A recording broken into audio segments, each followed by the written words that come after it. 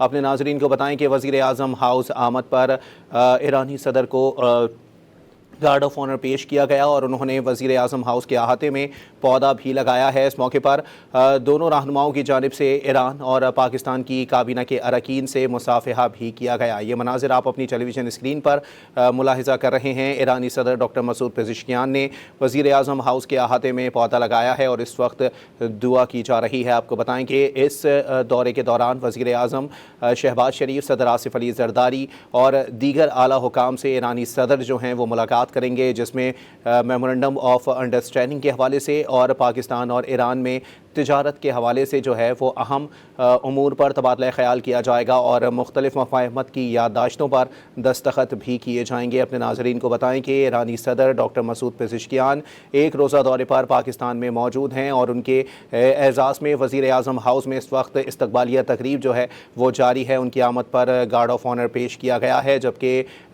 Doctor Masood Pezeshkian ने वज़ीर आज़म house के अहाते में पौधा भी लगाया है। पाकिस्तान और ईरान के ताल्लुकात एक नई बुलंदियों की जानिब जाते हुए दिखाई दे रहे हैं और आलमी सतह पर भी पाकिस्तान और ईरान के ताल्लुकात के हवाले से बहुत सारी जो है वो पॉजिटिव तब्दीलियाँ आती हुई दिखाई दे रही हैं। पाकिस्तान और ईरान के दरमियान आज तिजारती मुआहदों पर भी दस्तखत का इम्कान है।